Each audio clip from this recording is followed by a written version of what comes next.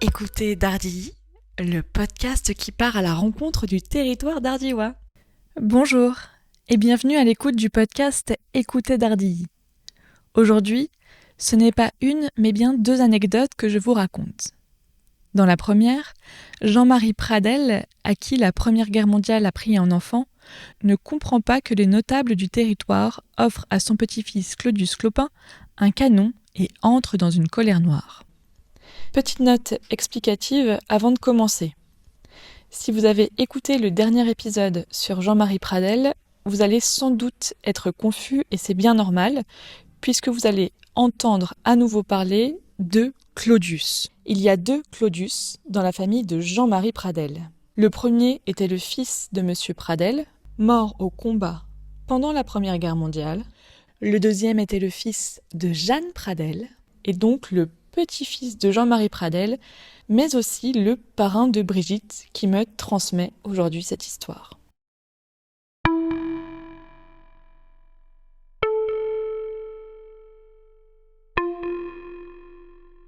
Pour ses 3 ans, mon parrain avait reçu un canon qui était une réplique des canons, ce qu'on appelle des canons de 1875.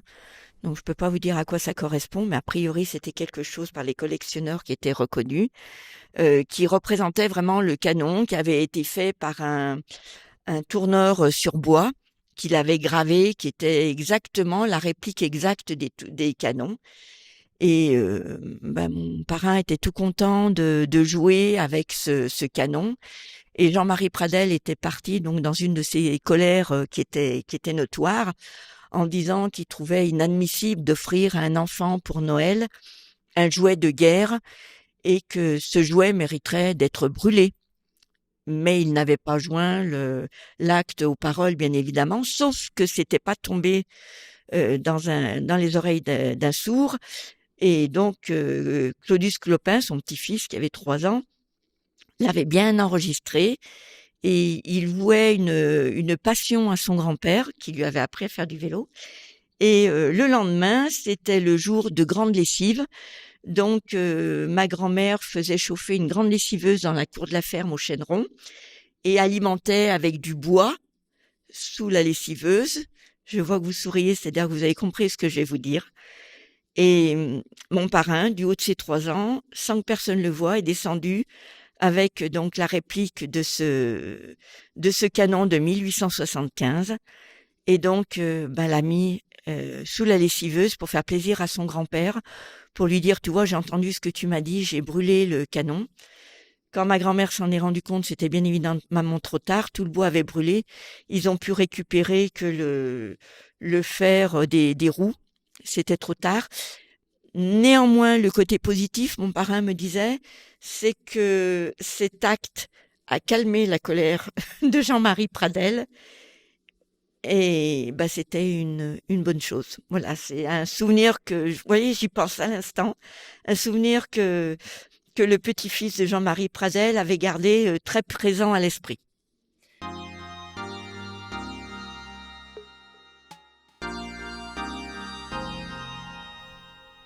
Le fils de Claudius Clopin, Gérard, a 10 ans au début des années 60. Comme tous les enfants du village, il est donc admis à la mairie-école de Dardilly, chauffé au charbon. Mais que se cache-t-il au sous-sol ? Vous allez le découvrir. À l'école primaire de Dardilly, la mairie, c'était une mairie centrale, et de part et d'autre, il y avait les écoles selon si c'était le cours moyen ou le cours élémentaire. Et donc, on était chauffé au charbon, et le charbon se situait au sous-sol de la mairie. Donc, c'est les élèves qui allaient chercher systématiquement les seaux de charbon. Et moi, je peux vous le garantir, je signe, quand il y avait des morts qui stationnaient dans ce sous-sol, l'instituteur nous accompagnait. Donc, on ne voyait pas le mort, mais on voyait le drap blanc qui couvrait le défunt. Et même de temps en temps, ça je peux vous le garantir, il y avait des taches de sang qui apparaissaient sur ce drap. Ah, c'était une autre époque.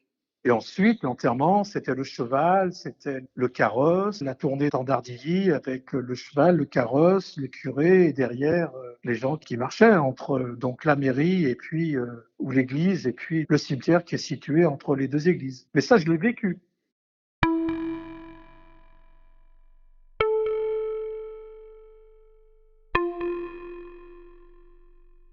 d'écouter 2 anecdotes récoltées lors des interviews pour le podcast Écoutez Dardilly.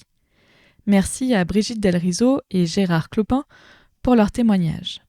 Si vous avez aimé ces récits de territoire, parlez-en autour de vous. Et pour ne rien manquer, abonnez-vous sur votre chaîne de podcast préférée. À très vite, à l'écoute du territoire d'Ardillois.